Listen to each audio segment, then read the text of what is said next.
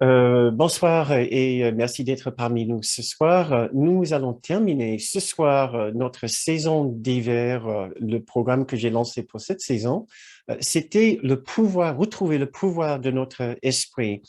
Et en regardant les dizaines de séances que nous avons faites ce mois de février et de mars, avec quelques séances aussi au mois de janvier, je pense que vous pouvez constater comme moi que le thème central qui en est ressorti, qui en ressort, c'est la résistance. C'est ce que nous pensons de la source de la force, la source de notre esprit fort, de notre esprit capable, de notre esprit en paix, de notre esprit bien placé, là au-dessus des dangers de ce monde. Comment retrouver cette force-là? Nous avons exploré à plusieurs reprises et de différents angles notre difficulté justement de faire ce qui devrait être la chose la plus simple, la plus évidente de tout.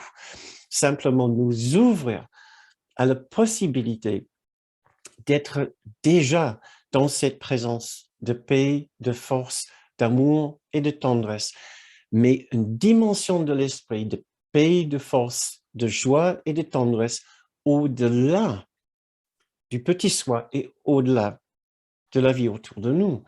Et c'est là où nous avons constaté justement cette grande difficulté, c'est de faire le grand écart entre le petit soi, avec ses différents problèmes, ses difficultés, avec ses sensibilités, ses susceptibilités, ses vulnérabilités, son expérience du monde, sa familiarité avec son expérience du monde, son confort en quelque sorte avec son expérience du monde, même si cette expérience n'était pas confortable. On était confortable avec ce genre d'inconfort. Ça semble paradoxal et pourtant, nous avons tous vécu des moments où nous aurions pu avoir une expérience plus détendue de telle ou telle situation, difficulté, friction avec quelqu'un, un petit instant d'énervement, on savait ce qu'on devait faire ou pouvait faire très simplement pour atténuer, désamorcer une situation, désamorcer une remontée d'une expérience difficile, et on ne l'a pas fait. Presque, on était tellement familier avec ce mouvement, ce rouler de l'esprit, mais qui n'était pas agréable, que ça aurait été plus difficile ou plus inconfortable d'arrêter ce mouvement que juste rester dedans. Nous en avons parlé de ce phénomène plusieurs fois pendant cette saison. Et donc, je vous invite à regarder à nouveau certaines de ces séances, puisque nous avons vraiment traité cette ambiguïté, cette ambivalence, ce que nous avons appelé notre ambivalence lors de notre dernière séance, de plusieurs angles et de plusieurs lumières.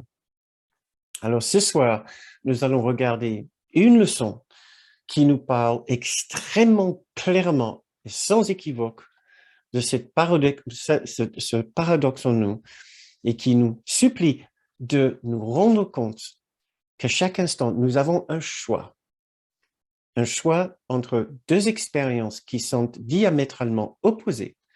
C'est deux seules options. C'est la joie de Dieu d'un côté et la douleur de l'autre. Aussi simple que ça. Et nous allons voir encore peut-être ce leçon dans cette séance ce soir, à quel point nous trouvons ce choix pourtant tellement facile, tellement évident, encore un peu difficile. Alors, je vais vous présenter une petite idée de ce que nous pouvons faire pour essayer d'améliorer notre expérience. Et nous allons essayer, bien sûr, d'essayer de renforcer encore notre désir d'abandonner le confort de l'inconfort, le confort de notre douleur, et de nous ouvrir à la joie de la joie. Ça semble étrange de le dire comme ça, mais le petit soi peut avoir peur de la joie. Peut avoir peur de la joie. Voilà ce que nous allons essayer de faire. Et aussi, bien sûr, pour finir, obligé de revenir au pardon pour notre difficulté de faire ce choix qui devrait être si évident et si simple, nous allons voir encore et encore combien de fois nous aurons la possibilité de radoucir dans notre expérience, de nous faire du bien, d'éviter une dispute, d'éviter un instant de friction avec le monde extérieur ou même avec soi-même, d'éviter un moment de tension avec un proche ou avec un collègue au travail ou avec quelqu'un à la télé qui ne sait même pas qu'on dispute avec lui ou avec elle. Nous allons nous voir encore tomber dans le piège que nous mettons devant nous-mêmes. Et nous allons essayer de trouver le pardon et la douceur pour nous-mêmes et de comprendre d'où vient notre difficulté, de juste accepter la joie de la joie et de refuser le confort de l'inconfort. Je viens de penser à ça, c'est pas mal. Donc, tout d'abord, cette leçon, essayez de nous dire dans le titre, avant que je vous lise quelques passages de cette leçon, parce que cette leçon est assez rude, je vous préviens, elle est assez difficile, et je vous invite à lire quelques leçons avant, les leçons qui précèdent celle-là, qui sont beaucoup plus douces, et peut-être, attendez voir, ah oui, forcément, la leçon aussi 189, je sens l'amour, attendez voir, oui, les leçons avant, et la leçon, oui, la leçon après est aussi très, très belle. Je pense qu'elle en ressort, elle ressort du lot, le 190, justement parce qu'elle est particulièrement difficile, elle est très tranchante. Je ne l'ai pas spécialement choisi pour nous déranger ce soir, pour nous mettre devant un grand défi, mais juste pour finir cette séance avec cette requête de la part de notre guide, Jésus, dans un court miracle, que nous faisons enfin vraiment un choix sensé, un choix qui est pourtant tellement simple. Et vous allez voir avec moi que cette leçon, en fait, elle est assez étrange, parce que le titre est très beau. J'ai choisi la joie de Dieu au lieu de la douleur. Pourtant, donc on peut imaginer qu'on va vraiment lire une leçon sur la joie et peut-être un peu sur la douleur, mais non, c'est pas du tout ça. C'est quasiment 90% sur la douleur. Et juste à la fin, il parle un petit peu de la joie. Donc encore, notre cher guide Jésus, dans un court miracle, dans cette leçon, je dirais qu'il enlève pas trop les gants. D'accord, il y a des gants, moi. Mais on ressent quand même, on peut ressentir un petit effet de cette leçon. Donc, mais pour commencer, tout d'abord, comme nous avons l'habitude de faire, essayons de nous préparer pour cette leçon en nous souvenant qu'à chaque instant, il y a ce choix. Il y a ce choix. Un court miracle n'a aucun sens si nous ne souvenons pas qu'à chaque instant de votre vie éveillée et aussi de votre vie nocturne, il y a une extraordinaire présence de joie et de paix qui est disponible pour nous, qui est entièrement accessible pour nous.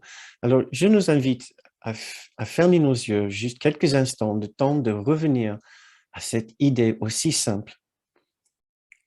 Faisons notre parenthèse de la vie ordinaire. Nous venons ici ensemble justement pour nous souvenir que notre objectif est une expérience de la paix, de la joie et de l'amour qui dépasse tout entendement. Si cela vous aide, vous pouvez porter votre attention sur votre souffle, juste le temps de 2 inspires et 2 expires. Recentrons-nous dans notre expérience intérieure, l'endroit que nous ne quittons jamais. Pourtant, nous pouvons facilement avoir l'impression que ce silence intérieur est loin.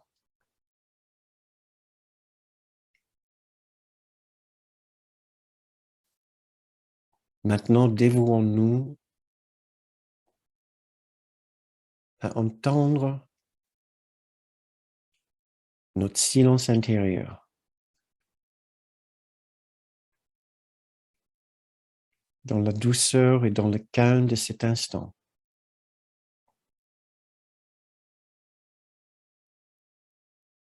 Ouvrons-nous à cette paix intemporelle qui ne nous quitte jamais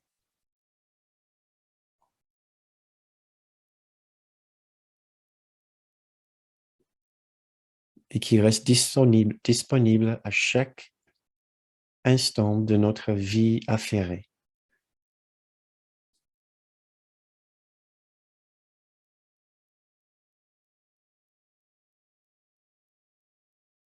Chaque instant que nous sommes occupés au travail,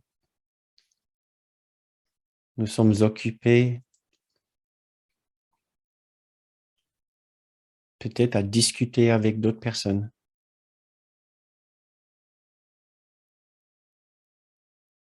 occupés en voyage ou en transport,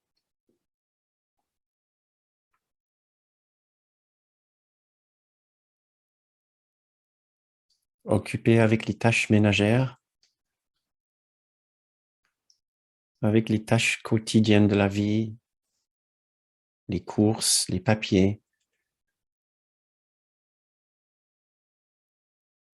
Il y a un calme profond qui nous accompagne.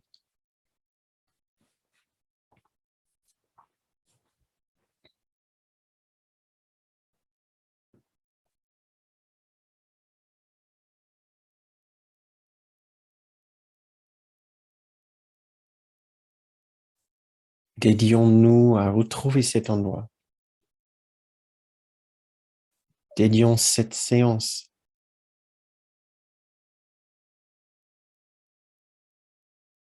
à retrouver la voie vers cet endroit si exceptionnel de calme et de paix.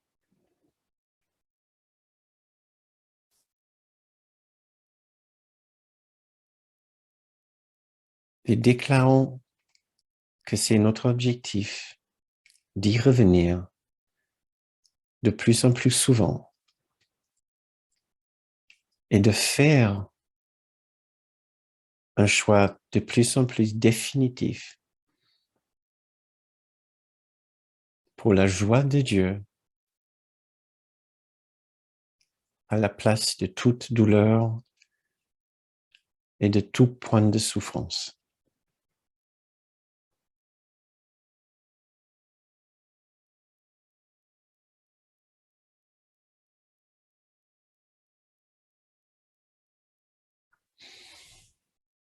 Très bien.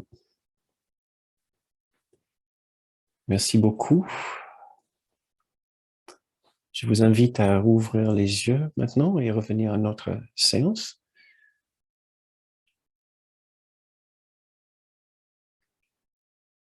Et en revenant à cette séance, je vous invite à vous poser cette question. Dans la journée, est-ce que vous êtes conscient de ressentir autre chose que la paix et la joie de Dieu?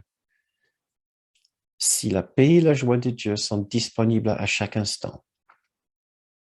Cette question peut vous sembler un peu étrange, mais je pense que ça vaut la peine de devenir très conscient de la façon dont nous acceptons si facilement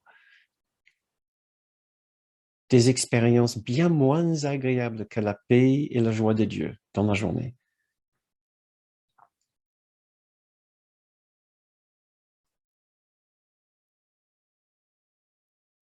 Rappelons-nous comment nous étions aujourd'hui.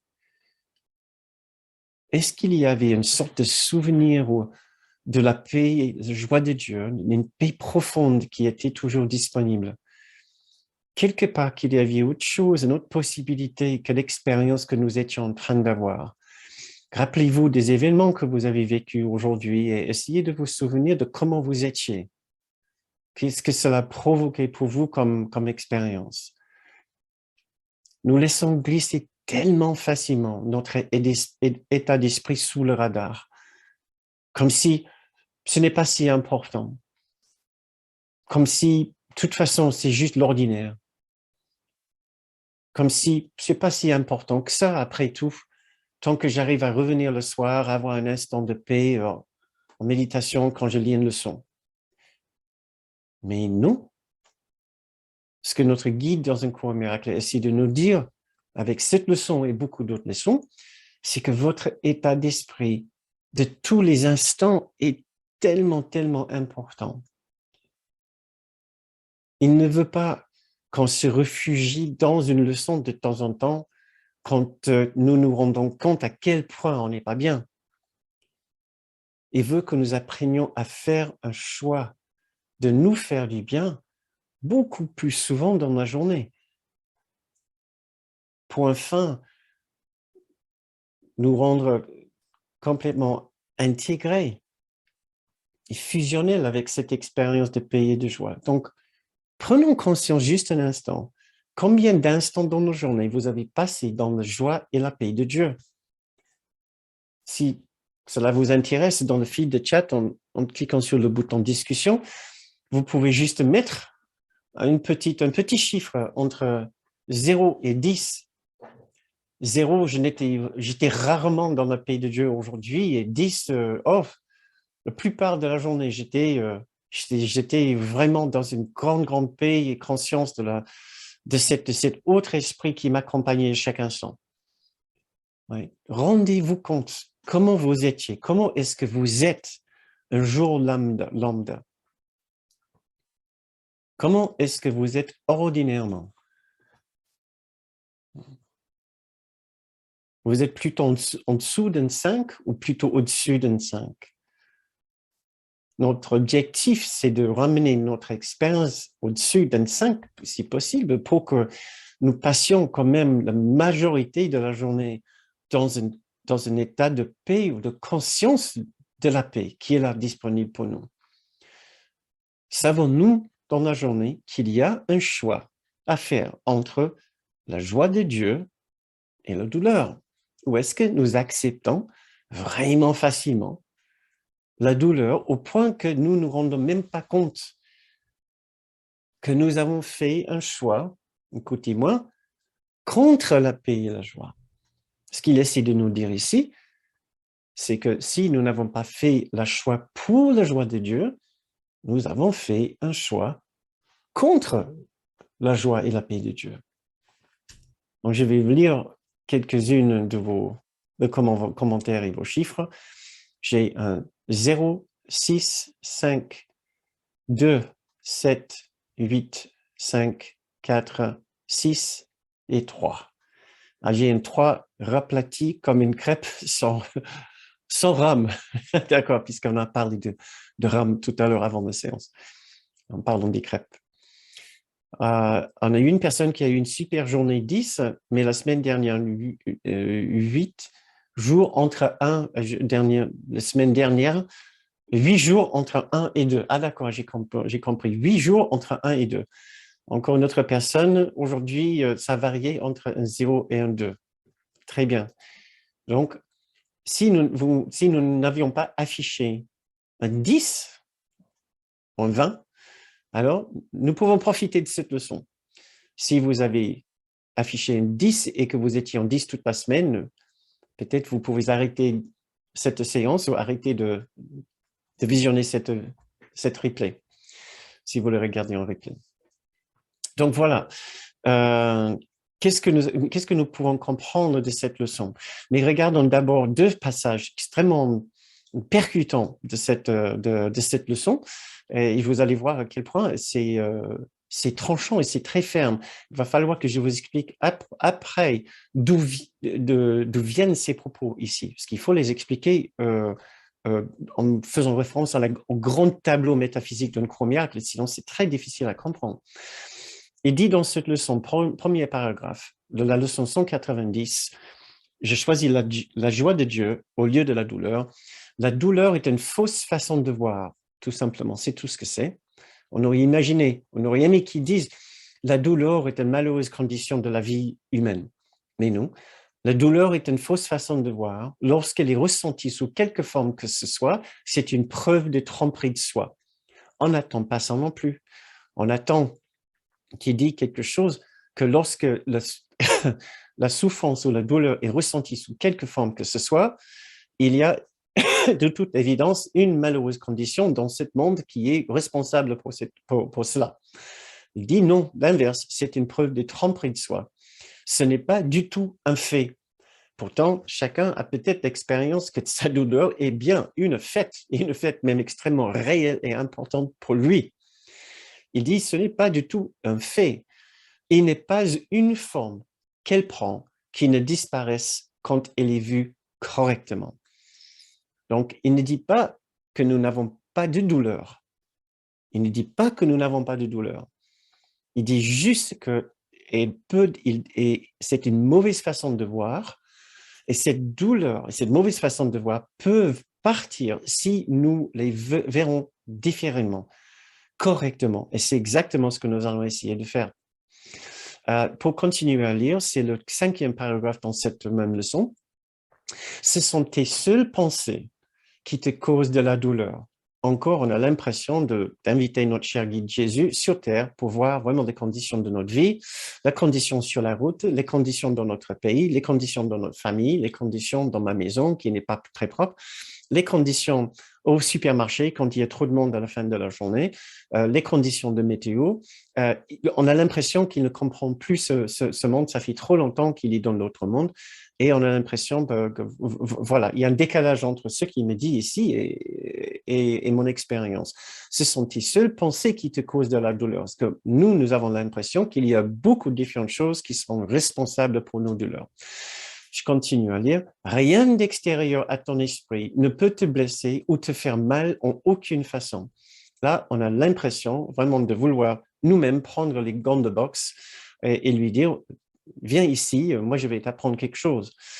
Je continue à lire. Il n'y a pas de cause au-delà de toi-même qui puisse descendre et t'apporter de l'oppression.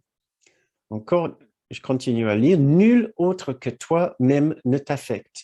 Il n'y a rien au monde qui ait le pouvoir de te rendre malade ou triste, faible ou fragile. Là, je pense qu'il voulait vraiment couvrir toutes les différentes possibilités de notre expérience, des différentes façons que nous éprouvons les conditions de ce monde. Rien à l'extérieur de ton esprit. Il a dit, il n'y a pas de cause au-delà de toi-même, nul autre que toi-même, il n'y a rien dans ce monde. Il y a 4 différentes façon dont il voulait présenter cette même idée, comme s'il ne voulait pas nous laisser échapper, mais du tout. Il veut, dans cette leçon ici, qu'on prenne définitivement, totalement et absolument responsabilité, absolument tout ce qu'est notre expérience et ce que nous ressentons. Et comme il dit dans d'autres leçons, c'est le seul moyen. C'est la seule façon dont nous allons pouvoir améliorer notre expérience et reprendre tout le pouvoir et la maîtrise de notre expérience.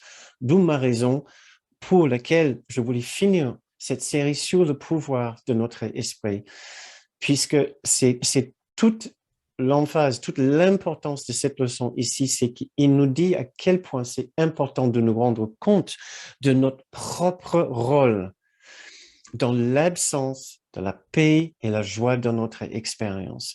Et nous ne devons plus nous permettre de nous tromper par rapport à cela et de continuer à croire encore et encore que c'est le monde, que c'est notre partenaire de vie, que c'est nos enfants, que c'est nos parents, que c'est une maladie, que c'est une telle ou telle maladie ou pénurie, c'est tel ou tel dirigeant.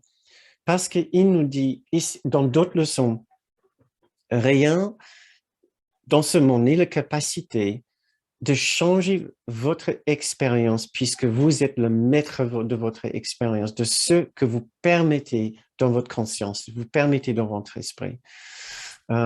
je continue à lire, c'est plutôt toi qui as le pouvoir de dominer toute chose que tu vois en reconnaissant simplement ce que tu es. Là, il va falloir que je vous explique ça dans le grand tableau métaphysique du cours. Comme tu percevras qu'elles ne sont pas nuisibles, ces autres choses dans le monde, elles accepteront pour ta sainte volonté. Donc, il essaie de nous dire qu'ici, que le jour que nous acceptons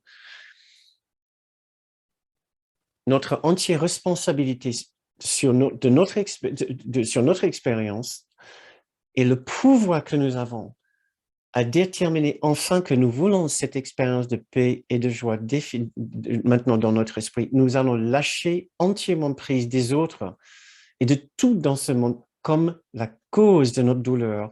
C'est le grand pardon. C'est le grand pardon dont Kenneth parle à différentes reprises quand il dit « Nous faisons à un moment un choix définitif d'arrêter de vouloir attaquer, blâmer et culpabiliser tous les autres et tout dans ce monde pour notre condition intérieure. » Puisque nous aurions enfin dit « Je veux reprendre la maîtrise de mon esprit, je veux faire le choix définitif maintenant de me joindre à mon grand frère Jésus dans l'esprit, à cet sublime esprit qui est le Saint-Esprit, à la présence de Dieu, à l'amour de Dieu, à la paix de Dieu, mon esprit. Et je ne veux pas faire une exception à cela. » Maintenant, nous savons ce que c'est la possibilité. Nous devons comprendre un petit peu plus comment est-ce que notre cher guide Jésus dans cette leçon est capable de dire ce qu'il vient de dire. Nous devons revenir à notre grand tableau métaphysique de cours de miracle, là où Jésus nous a expliqué à l'origine et comme une condition constante.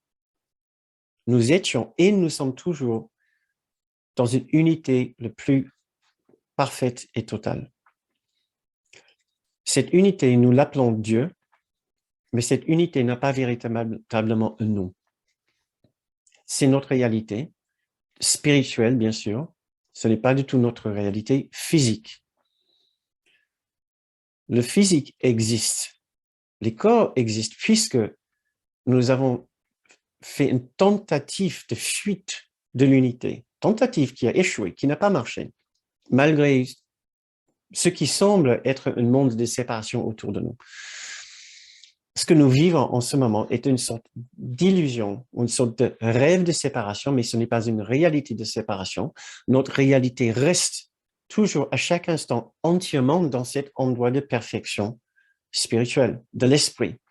Appelons ça de l'esprit, la perfection de l'esprit. Maintenant, puisque à l'instant d'avoir voulu, avec un désir extrêmement fort, cette expérience de séparation, nous avons pu produire une sorte de délire ou d'illusion, une illusion, comme si cette séparation était en train de se produire. Et c'est ce que nous vivons maintenant. Malgré les apparences tragiques que ce rêve peut parfois prendre, ça reste néanmoins une sorte d'illusion, une sorte de rêve. Et la réalité reste toujours entièrement la réalité, un endroit de grande bonté, de beauté, de sécurité, de perfection, de grâce, de béatitude et de plénitude. À chaque instant, une partie, la seule partie réelle de notre esprit reste dans cet endroit au-dessus de ce monde. Et c'est ainsi que notre guide arrive à nous dire, il suffit de vous joindre à nouveau avec votre esprit réel et vous allez voir que rien dans ce monde ne vous touche, puisque vous avez toujours accès à cette autre partie de votre esprit. Et quand nous faisons nos méditations en début de ces séances et à la fin de ces séances, c'est exactement ce que nous essayons de faire, de nous plonger si profondément dans notre esprit que nous arrivons à toucher, ne serait-ce que quelques instants, un genre de paix qui n'est pas la paix de notre petit soi, mais que nous ressentons le début ou le chuchotement de cet autre endroit, qui, si nous nous appliquons bien, si nous le voulons bien, peut commencer à prendre une allure ou une forme ou une expérience de plus en plus réelle et profonde pour nous, avec de la pratique. Donc, notre guide, Jésus, ne nous dirait jamais qu'il ne se passe pas des choses malheureuses dans ce monde. Nous avons fabriqué ce monde pour imaginer des choses malheureuses. Et nous l'avons bien fait. Et il nous dit juste à chaque instant, vous avez la possibilité de quitter votre petit esprit pour aller vers votre grand esprit. Quitter le petit soi, le soi avec un S minuscule, pour aller vers le grand S soi, le grand soi, notre esprit juste là où nous rencontrons avec nos guides, avec Jésus, avec la présence du Saint-Esprit. Donc, c'est dans ce sens-là, uniquement dans ce sens-là, que quand Jésus, il dit « Rien d'extérieur, ton esprit ne peut te blesser ou te faire mal en aucune façon ». Il ne veut jamais nous dire que nous n'avons pas le droit de ressentir la douleur. Il nous dit juste que rien de ce qui se passe dans le monde est responsable pour ce que vous ressentez. Parce que pour avoir une expérience de douleur, il faut d'abord nous couper avec notre grande soi. Et ça, c'est le choix que nous avons fait, de nous rendre vulnérables et susceptibles. À partir de ce moment-là, nous adaptons une sorte de comportement intérieur, un comportement de perception où nous allons forcément interpréter les choses autour de nous comme si elles sont en train de nous blesser. Cela ne veut pas dire que les gens ne sont pas en train de vouloir nous blesser. Ils peuvent vouloir faire tout ce qu'ils veulent, nous blesser. Mais là où nous devons devenir attentifs, c'est quand notre radar intérieur est branché sur le mode sensibilité, susceptibilité, vulnérabilité. Donc, je vais, pour avancer un petit peu maintenant,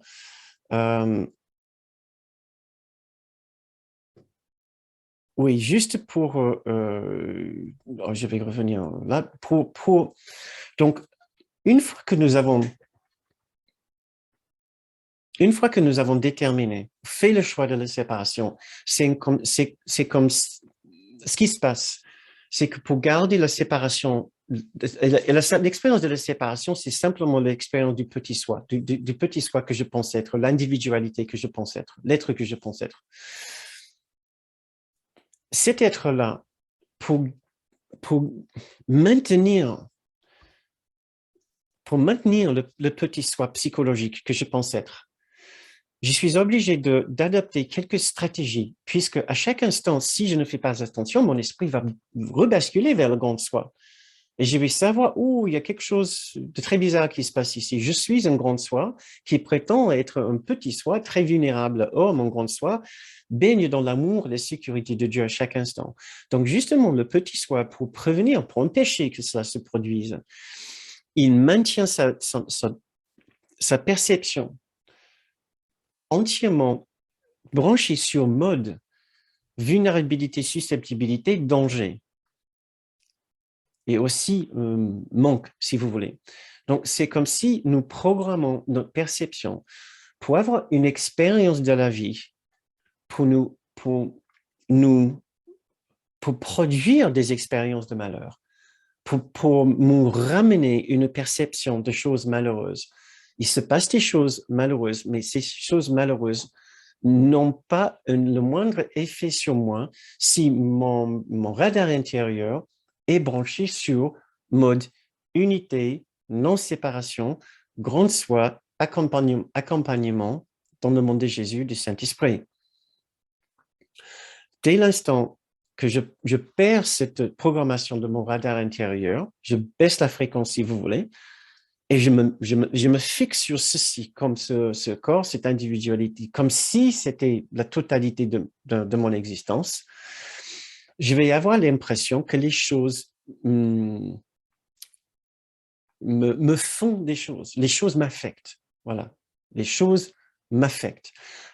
Et ce que cette leçon essaie de nous dire, c'est que nous sommes responsables pour nos expériences et nous sommes responsables aussi pour nos pensées. Nos pensées ne viennent pas par hasard dans notre esprit. Et j'ai vu que notre cher ami Eric Nass a mis sur notre groupe Facebook aujourd'hui un extrait d'Ken qui parle spécifiquement de cela. Je vais vous lire cet extrait d'un stage de Kenneth. Si cela vous contrarie en parlant de telle ou telle expérience malheureuse, si cela vous contrarie, c'est que vous voulez être contrarié, car il n'y a aucune raison de l'être. En pensant aussi à notre sanctuaire intérieur avec notre grande soi. Si nous arrivons à nous remettre dans le sanctuaire intérieur, rien ne peut nous contrarier. Donc, pour être contrarié, il a fallu que nous le voulions. Ouais. Ce n'est pas très agréable à entendre, mais c'est ce que ce passage veut dire aussi bien que la leçon 190. Je continue à lire. Vous devez vouloir être bouleversé. Ce cours nous demande d'être absolument ou totalement responsable de chaque pensée et sentiment que nous avons, de chacun d'entre eux, car ils ne sont pas générés par ceux qui sont au dehors, ils sont autogénérés. Le but de ce cours est de reconnaître que oui, en effet, vous êtes un esprit décideur. Ce que je ressens est mon choix. Ce que je pense est mon choix. Les pensées ne me viennent pas contre ma volonté. Les sentiments ne surgissent pas de nulle part. Cet extrait de Kenneth Wapnick vient de son stage Entering the Presence of God, entrer dans la présence de Dieu.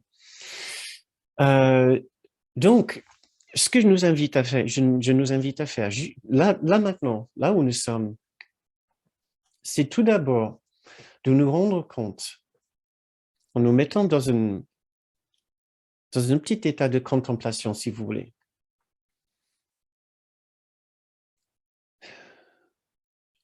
De nous souvenir d'un instant dans la journée, aujourd'hui, quand il y avait une absence de paix, de la paix et de la joie de Dieu.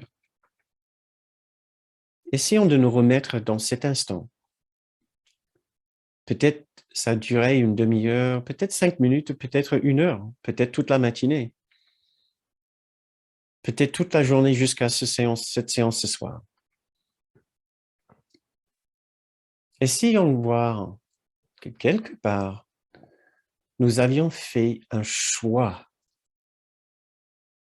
d'avoir cette expérience. Ce n'est certainement pas une question de nous culpabiliser maintenant, ni de nous critiquer ou nous juger. Nous voulons juste nous rendre compte que ce n'était pas véritablement la faute de notre environnement, de nos conditions, des événements qui nous sont arrivés aujourd'hui.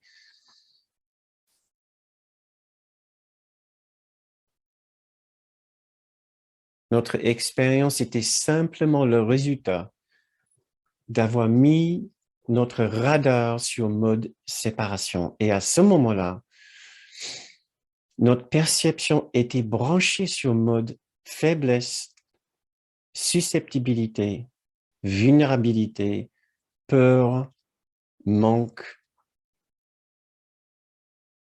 besoin.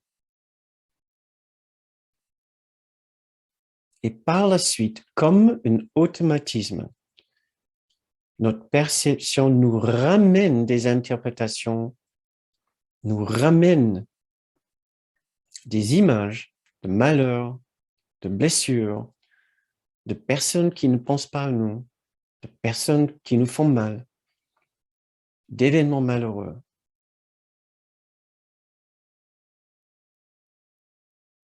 Ce genre d'expérience est une sorte d'automatisme dès que nous mettons notre radar intérieur sur mode séparation.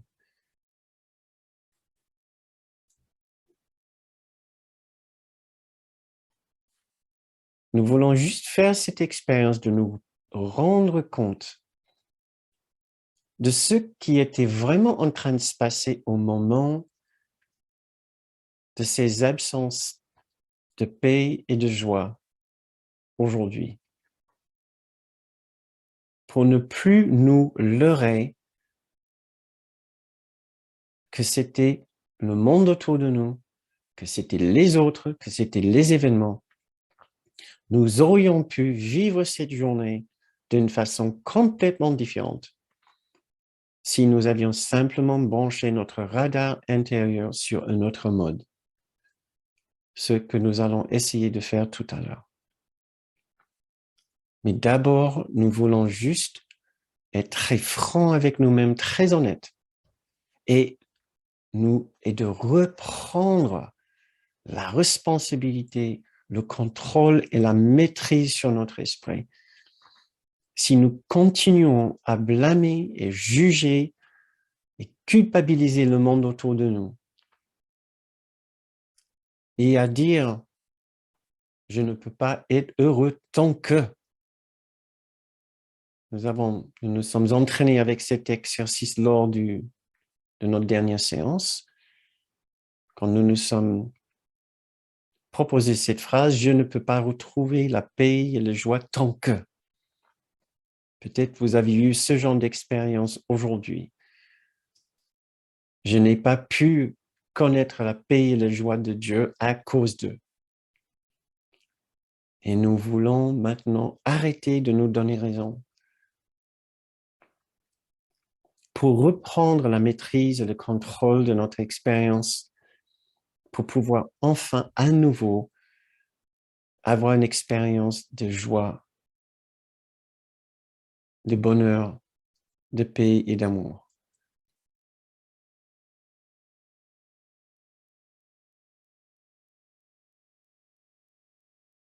Essayons de ressentir qu'à un moment ou autre dans la journée, peut-être ce matin, peut-être cet après-midi, nous avons branché notre radar intérieur sur mode séparation. Et donc, par la suite, comme un réflexe automatique, nous ressentons un certain niveau de susceptibilité, de manque, de blessure, de vulnérabilité, de danger, de peur, d'inquiétude, d'appréhension, d'anxiété, de stress.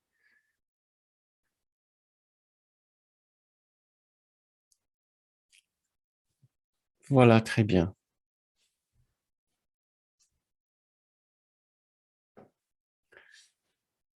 Nous ne pouvons pas finir cette séance sans parler de l'importance de se pardonner. Parce que vous imaginez bien, ce n'est jamais l'objectif de notre grand frère Jésus dans ce cours, de vouloir nous culpabiliser, de vouloir que nous nous culpabilisons, que nous nous jugeons, que nous nous trouvons nuls, pathétiques, ridicules. Encore choisir d'être susceptibles, sensibles, vulnérables, de nous sentir en danger, de nous sentir en manque, dans le besoin, etc. Non, il comprend entièrement. Il nous dit d'en devenir conscient, mais jamais, jamais pour nous culpabiliser. Juste pour pouvoir reprendre la maîtrise de notre expérience et de notre esprit.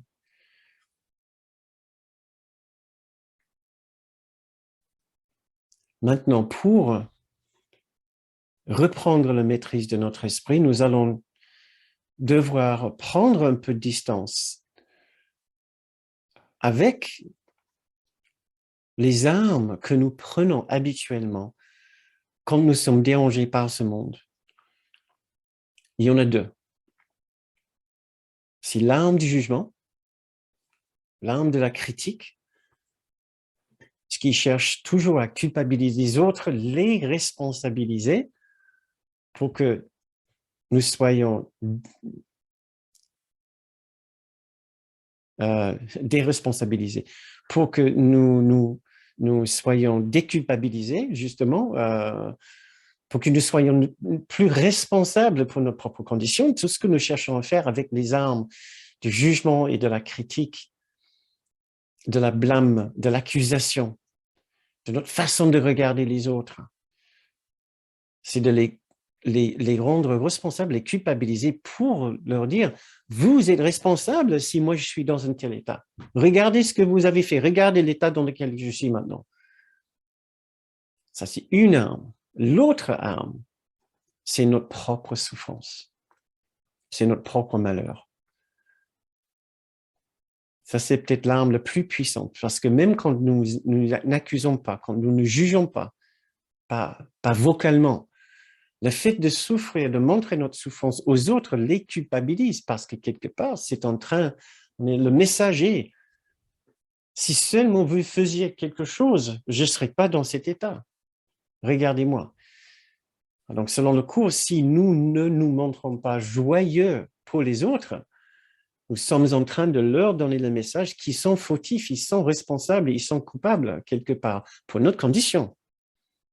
Et d'ailleurs, selon cette leçon, nous sommes aussi en train de leur enseigner que Dieu est un Dieu de cruauté, d'un Dieu cruel, puisqu'il ne prend pas soin de ses enfants. Alors maintenant, nous allons faire une méditation pour terminer notre soirée, pour terminer cette séance. Et nous allons regarder un peu l'ensemble de ces thèmes. Et surtout, nous allons essayer de déterminer qu'avant tout, nous voulons, pardon, nous voulons, excusez-moi, nous voulons maintenant enfin nous reposer de tous ces jeux, de tout le stress de notre vie. Nous voulons enfin mettre notre radar sur mode unité, sur mode paix, paix universelle, joie universelle, amour universel, amour de Dieu. Nous voulons avoir une expérience expansive de sortir du petit soi, de sortir des contraintes de cette vie, des conditions des événements de la vie autour de nous. Donc, reposons-nous maintenant dans une méditation pour finir notre séance. Donc, je vous invite, comme pour la méditation qui a commencé cette séance, à fermer les yeux si vous le souhaitez.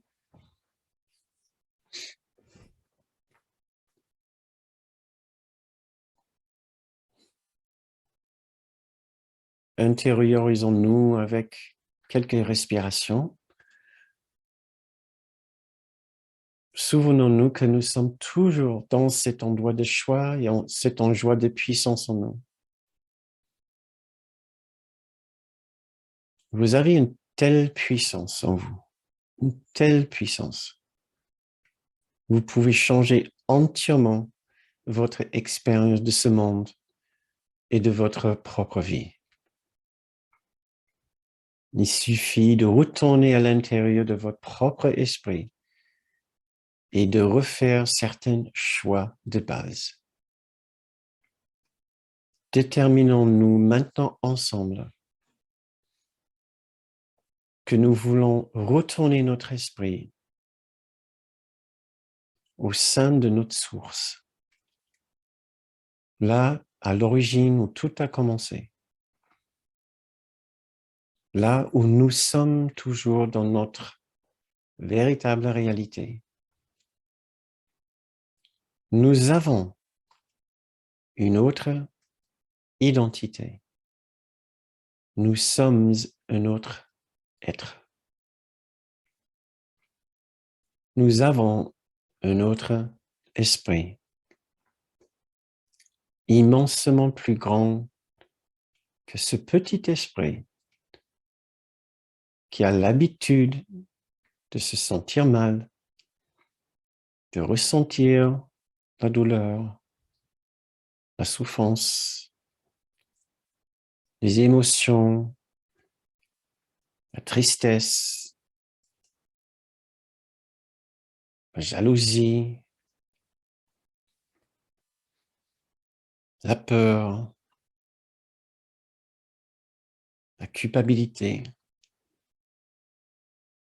qui a l'habitude de toutes sortes d'expériences malheureuses. Et complètement inutile, pas du tout nécessaire, selon ce que nous comprenons maintenant de l'esprit. Nous pouvons retourner vers notre force,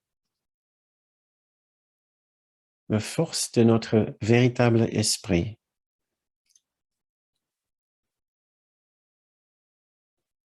La force que nous retrouvons dans ce lieu saint, à l'intérieur de notre silence intérieur.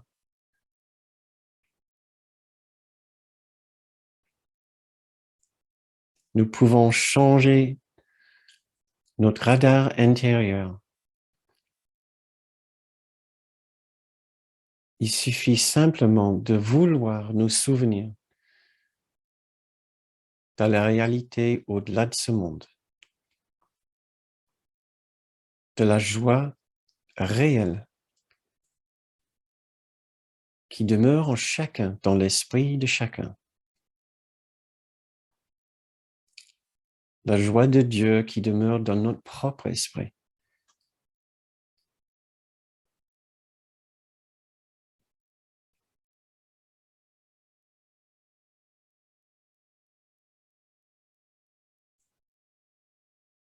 Et dans la journée, demain, après-demain, nous pouvons nous souvenir de remettre notre radar sur mode unité, sur mode non-séparation, sur mode grande soi, sur mode sécurité parfaite, sur mode reconnaissance de Dieu,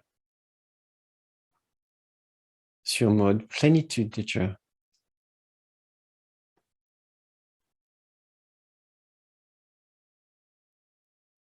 Sur mode innocence de Dieu.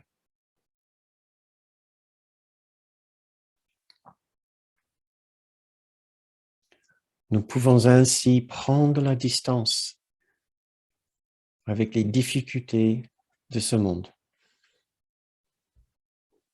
Nous pouvons nous sentir protégés, aimés et entourés. Et ne plus ressentir ces expériences de faiblesse, de solitude, de pauvreté, de culpabilité, de susceptibilité. Il suffit maintenant que nous fassions un choix définitif.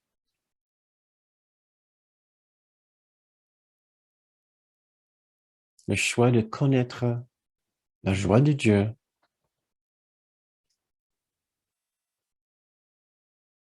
la joie de notre grande soi,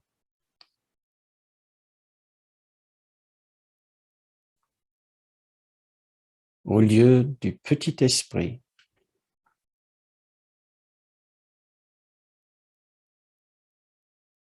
et de ces expériences de tout genre de douleur, de solitude, de vulnérabilité, de susceptibilité.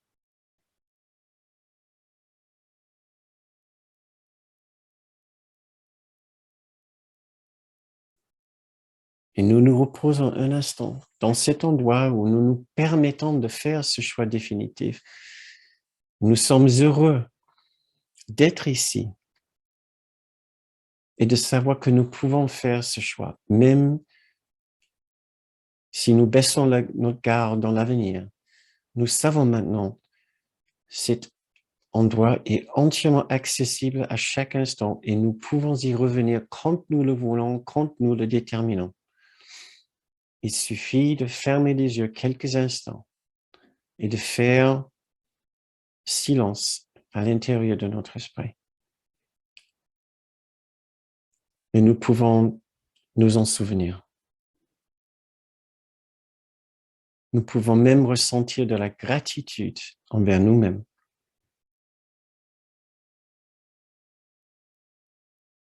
Pour ce choix que nous essayons de faire.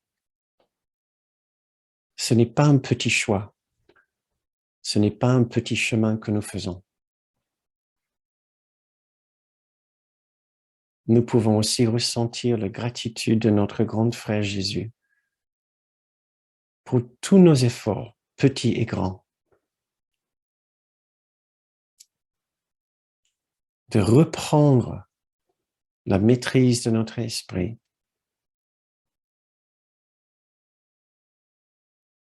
de déterminer d'avoir tort sur toutes nos expériences pour pouvoir enfin être heureux et joyeux.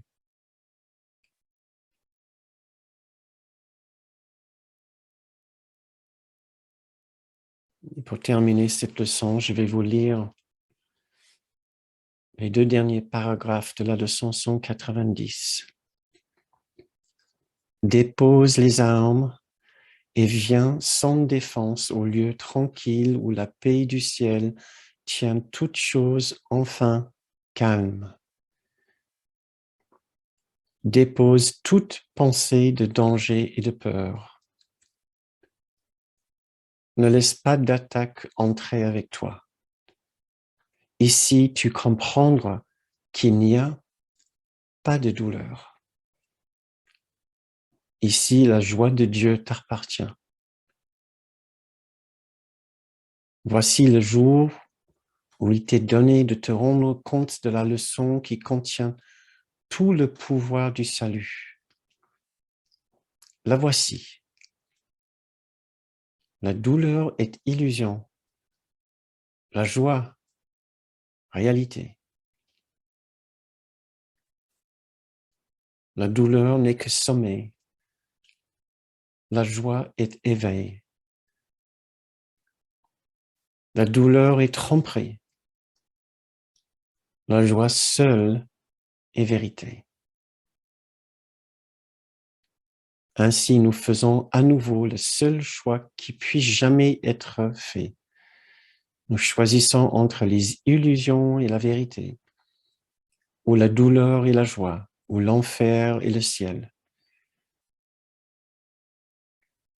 Laissons notre gratitude envers notre enseignant nous remplir le cœur, car nous sommes libres de choisir notre joie au lieu de la douleur, notre sainteté à la place du péché, la paix de Dieu au lieu du conflit et la lumière du ciel au lieu des ténèbres du monde.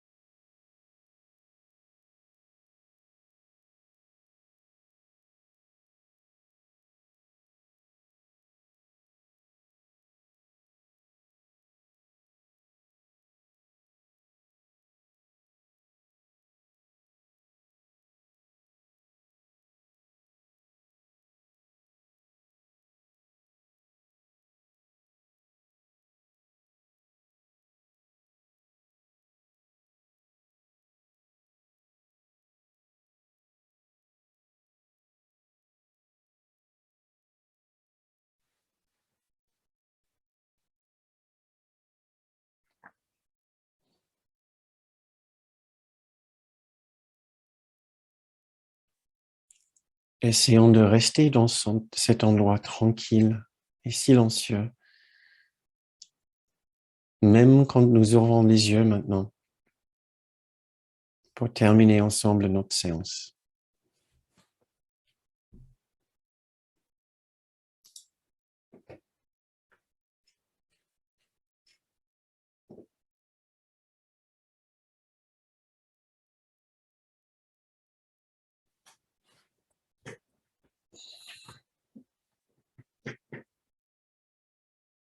C'est la fin de notre séance. Merci beaucoup pour votre présence parmi nous ce soir. Comme d'habitude, votre présence fait une vraie différence, que vous soyez ici maintenant, que vous nous regardiez en replay. Votre présence, vos pensées, votre dévouement et vos prières font une vraie différence. Merci.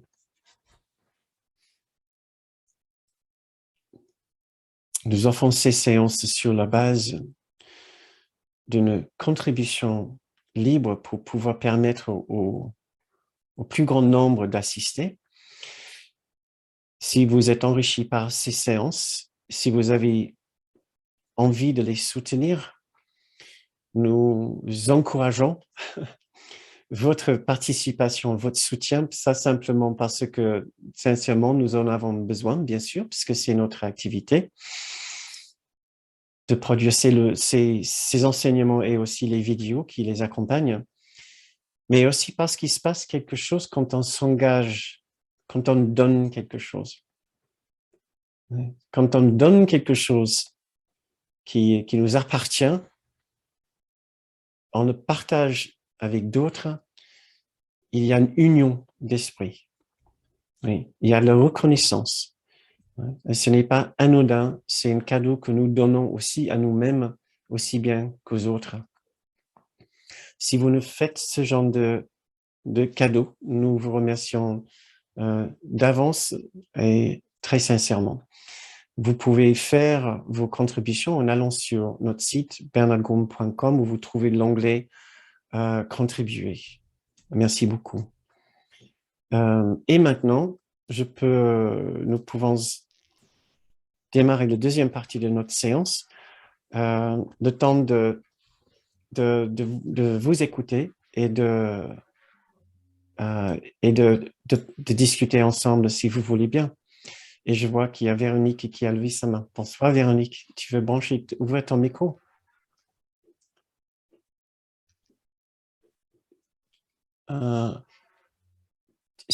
Normalement sur ta... Voilà. Oui, ça y est? Ça y est, oui, on t'entend. Super. Bonsoir tout le monde. Bonsoir. Je voulais dire que d'abord, merci beaucoup. C'était magistralement inspiré. Merci beaucoup Bernard. Et ce qui est dingue, c'est que cette leçon, elle me parle beaucoup parce que depuis mon enfance, j'ai un sentiment de persécution et de vulnérabilité de rapport au monde médical.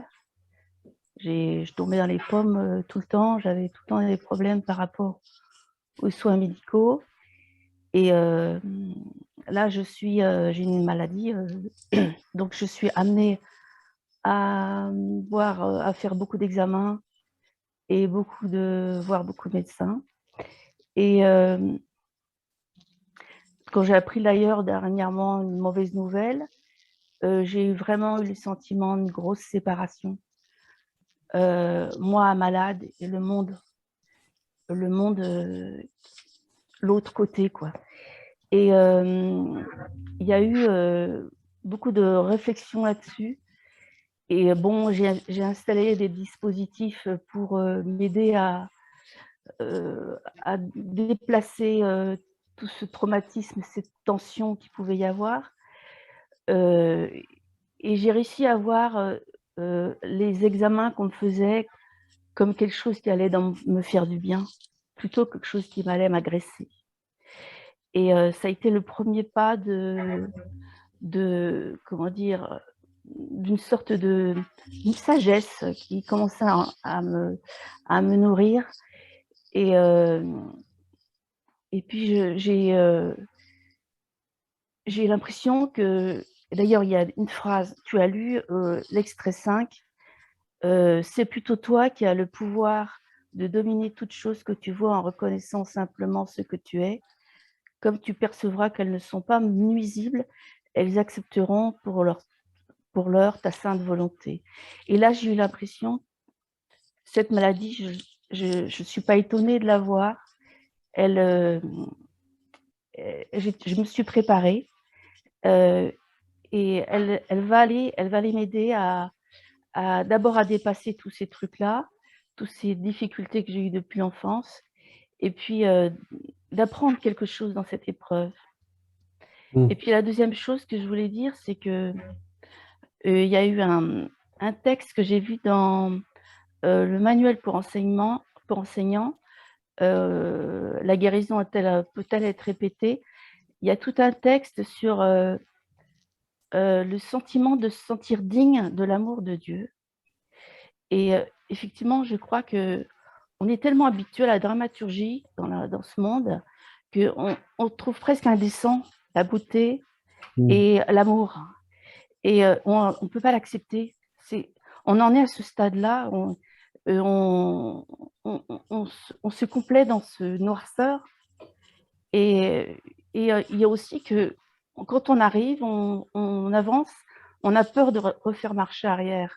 Donc on aura toujours cette, ce frein à vouloir avancer.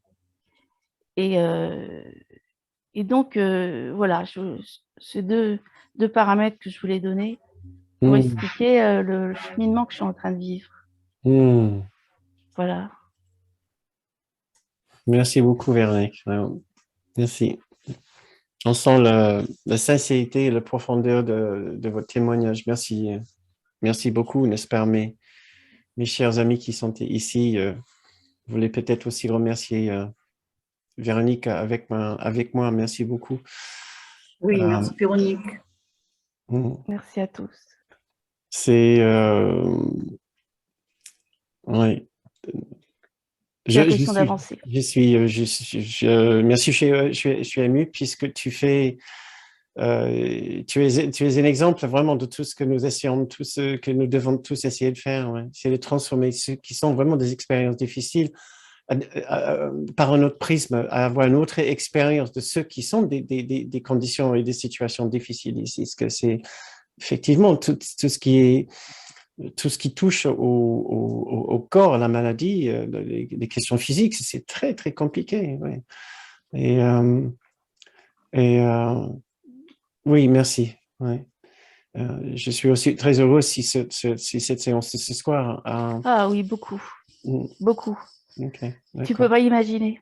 Ok.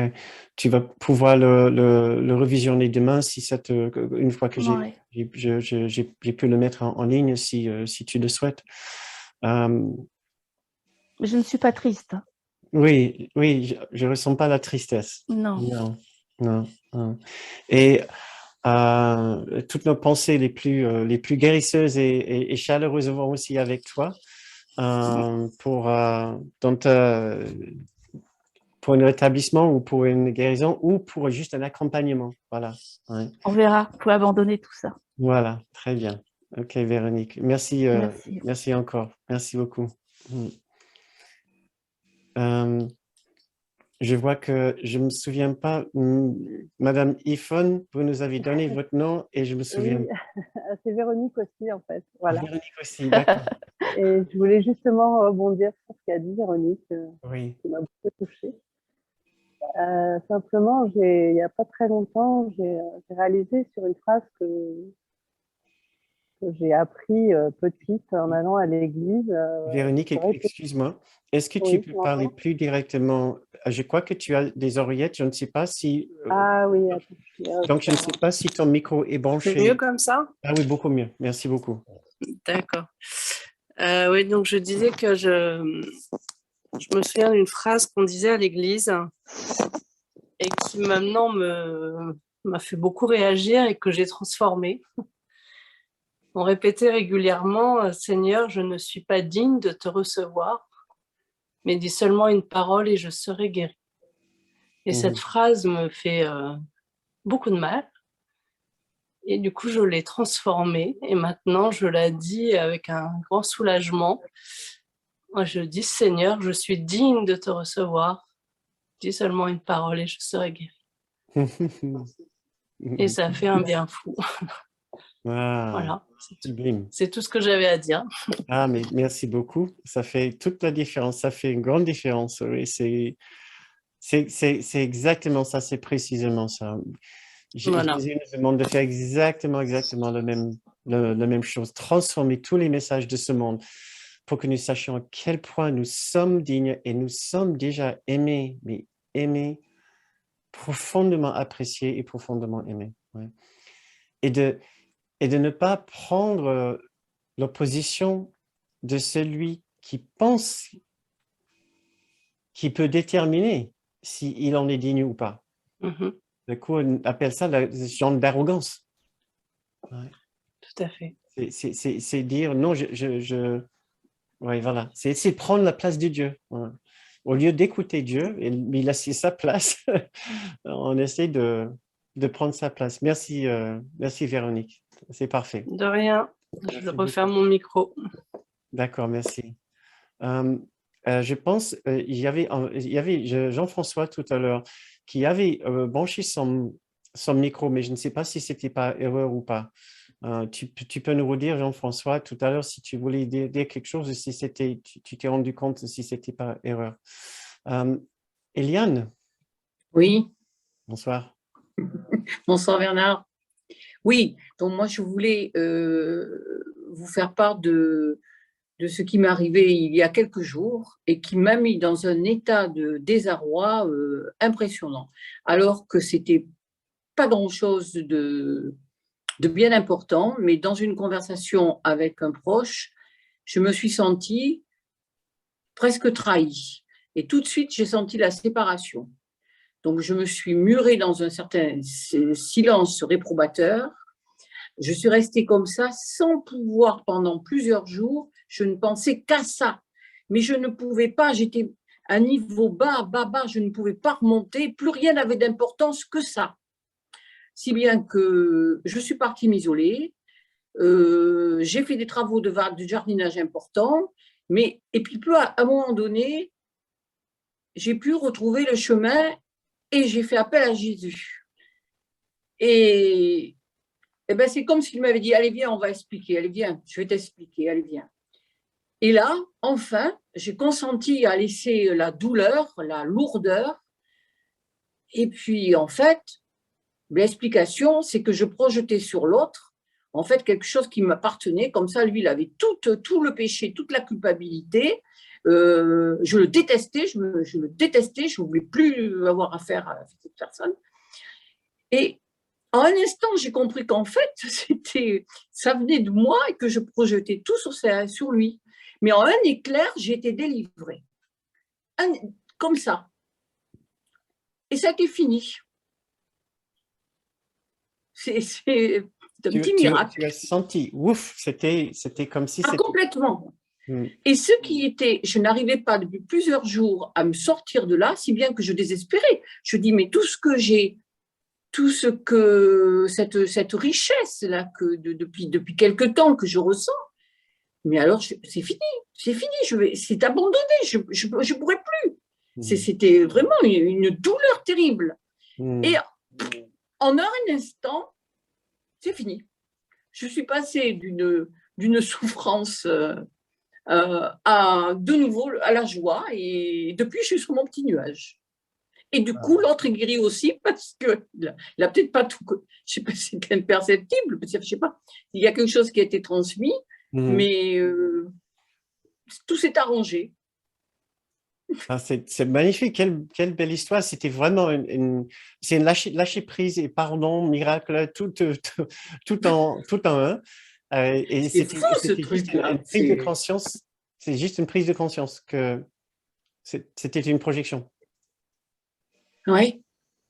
Magnifique. Magnifique. Et depuis, ça reste avec toi, le sentiment de détente? Complètement. Complètement. Très bien. Voilà. Donc, merci beaucoup. C'est une très belle histoire de guérison. Je me demande, je me demande s'il n'y a pas une autre personne ici qui n'a pas eu récemment aussi une expérience de lâcher prise, peut-être quelqu'un qui a un jardin.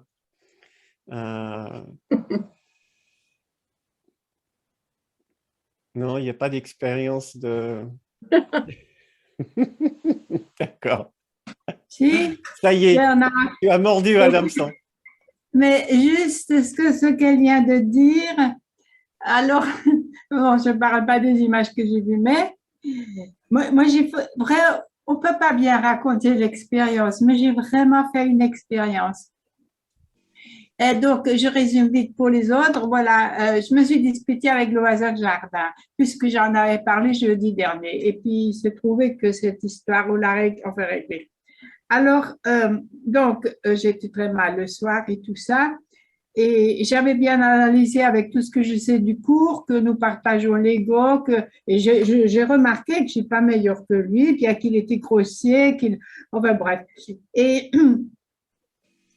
puis, à un moment donné, c'est drôle. Bon, j'avais prié le Saint-Esprit de m'aider à gérer cette situation. Et j'avais aussi affirmé, hein, mais je ne l'ai pas vraiment ressenti. Je savais qu'on partageait aussi la même filialité, hein, qu'on était. Et puis tout à coup, tard le soir, assis sur mon lit, tout à coup, je vois, c'est comme, j'ai vu une autre vision. Là, j'ai fait la différence entre ce que c'est que la perception et la vision. Dans la situation perçue, j'étais impliquée, c'était dramatique, ça n'arrêtait pas des sentiments négatifs, et puis, bref. Et puis tout à coup, j'étais comme distancée, mais je n'ai pas fait l'effort, je t'assure, c'est vraiment un cadeau du Saint-Esprit. Tout à coup, je vois, enfin, j'avais l'impression que c'était deux enfants du même père qui se sont disputés leurs jouets. Et écoute, et je n'étais pas impliquée. Quelque part, je devais avoir conscience que j'étais toujours dans ce lieu de sécurité dont tu parles, tu vois, parce que j'ai un soulagement, un détachement de cette situation dans laquelle j'étais vraiment, tu vois comment c'est, hein, quand on est, la personne avant moi a dit comment on peut être complètement à plat avec ce qui est arrivé.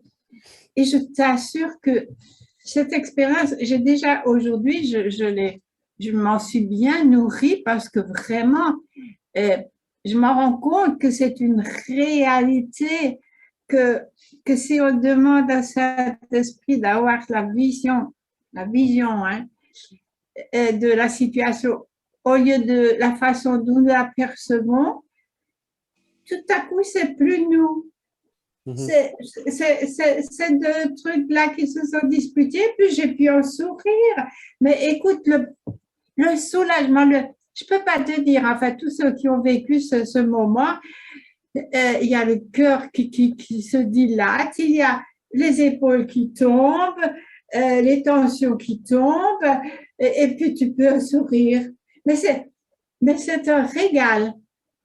Et là, je veux vraiment, suite à la leçon de ce soir, mais vraiment être le plus possible dans la journée en continu, rester dans cet état de savoir que je suis en sécurité, que ma vie, elle n'est pas là. Tu vois, je veux dire, mais je l'ai vu comme si c'était deux autres qui se disputaient, tu vois. Et donc, quelque part, c'est vrai ce que tu dis, qu'il y a dans notre esprit juste cette connaissance que nous ne sommes pas ça. Mais les personnes qui ont témoigné, la personne qui a témoigné avant moi, j'ai oublié le nom, elle a dû vivre ça aussi. N'est-ce pas, Eliane? Oui. Ouais. Et là, on se rend compte que c'est réel ce qu'on pense. Alors, je voudrais aussi dire un mot de la personne qui a parlé là de ce qu'on dit à l'église quand on va communier. Je ne suis pas digne. Alors, moi, je fais partie d'une chorale parce que, voilà, j'ai besoin de chanter et puis ma chorale s'est dissoute. C'était pas du tout une chorale paroissiale et puis je n'allais pas non plus dans cette paroisse pour chanter. Et bien maintenant, moi, je dis des choses en lesquelles je ne crois plus. Tu vois, quand on récite des choses aussi, les kyriés, qu'on appelle toujours de nous pardonner, et puis quelque part, on se dit quelque part pécheur aussi. Moi, je suis contente à l'intérieur que ce n'est pas vrai. Mais je participe parce que je suis dans cette organisation. Et il y a des fois, je suis d'accord, des fois pas, mais ça ne me dérange plus parce que j'ai aussi passé par là et j'ai cru tout ça. Et maintenant, c'est toujours le même chemin, mais on aboutit à autre chose. Et puis donc, je n'ai plus non plus de rejet ni de rien.